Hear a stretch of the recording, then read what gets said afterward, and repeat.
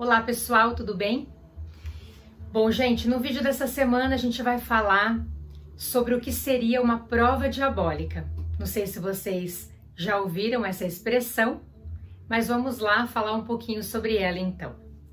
A gente sabe que quando uma ação é proposta em juízo, as partes precisam provar os fatos controvertidos que elas estejam alegando.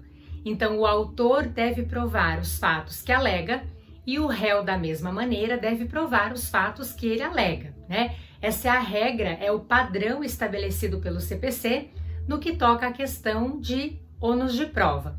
Então, nos termos do artigo 373, incisos 1 e 2 do Código de Processo Civil, o autor ele precisa provar os fatos que constituem o seu direito e o réu os fatos impeditivos, modificativos ou extintivos do direito do autor. Então, essa é a regra padrão estabelecido pelo CPC. Porém, pessoal, pode ser que a parte se encontre numa determinada situação em que ela não vai conseguir fazer a prova de um determinado fato. Vai ser impossível dela conseguir fazer a prova desse determinado fato, né? E aí está o contexto da prova diabólica, que é aquela prova impossível de ser produzida, porque ela envolve, né, porque ela recai sobre fatos negativos indeterminados. Então, a parte não teria condição de fazer prova dessa determinada situação, desse determinado fato. Eu vou citar até aqui uma situação concreta que o próprio STJ falou, então eu vou colocar aqui na descrição do vídeo, né, o número desse recurso. É, na verdade, um posicionamento do STJ nesse contexto em que ele fala sobre a prova diabólica, que foi mais ou menos assim, gente, vou dar uma contextualizada aqui.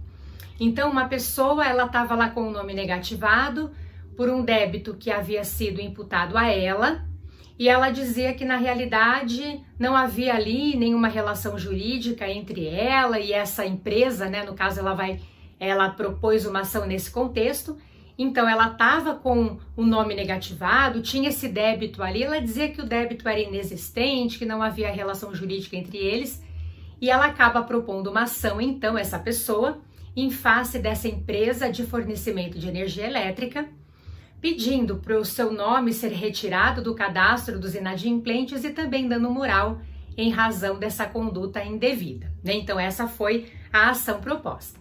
Como no caso, pessoal, havia ali relação de consumo, né? O juiz acabou, nos termos do próprio CDC, invertendo o ônus da prova, né? Então, ele aplicou o artigo 6º, inciso 8 do CDC, que autoriza ali, né, claro, demonstrados os requisitos autorizadores para a inversão, o juiz ele pode inverter o ônus da prova nesse contexto, porque a gente tem uma autorização dada pelo Código de Defesa do Consumidor.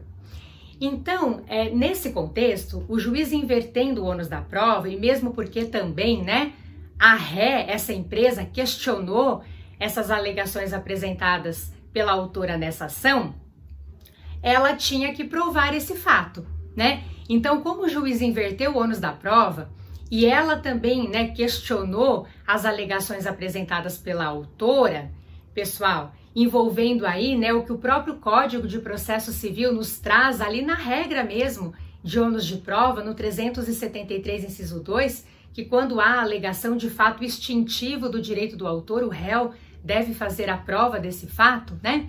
Então, nesse contexto, competia à empresa ré fazer a prova dessa situação, desse fato, no sentido de que não houve essa contratação entre essa pessoa e a empresa, no caso, né? E essa empresa de fornecimento de energia elétrica. Essa prova, a prova desse fato, passou a competir ao réu dessa relação processual. E aí, o que o STJ falou nesse contexto, né, gente? O STJ se pronunciou da seguinte maneira: essa situação não teria como ser provada pelo autor.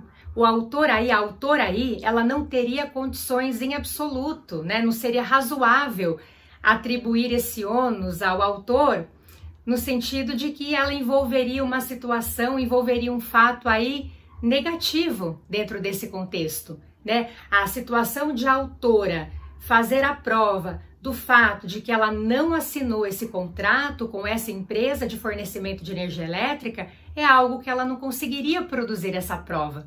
Nós teríamos aí uma prova diabólica, uma prova impossível de ser produzida. E aí o STJ se posiciona nesse mesmo contexto, no sentido de que se a ré não fizer a prova desse fato, o débito deve ser considerado como inexistente, tendo esta autora direito, de fato, a esse dano moral que ela está pedindo, né? A retirada do seu nome do cadastro dos inadimplentes e o dano moral decorrente dessa conduta indevida. Então, gente, é interessante essa abordagem que o próprio STJ fez com relação a isso. Eu vou deixar o número do recurso aqui, desse posicionamento adotado pelo STJ, é uma decisão de 2019, recente, falando sobre isso, e eu acho que ela reflete bem a ideia da prova diabólica envolvendo aí o nosso sistema, tá bom? Vale lembrar também que ela vem regulamentada, né, a prova diabólica, pelo próprio CPC, lá no artigo 373, parágrafo 2º do Código, portanto. Bom, gente, espero que vocês tenham curtido o vídeo da semana. Um grande beijo e até breve. Tchau!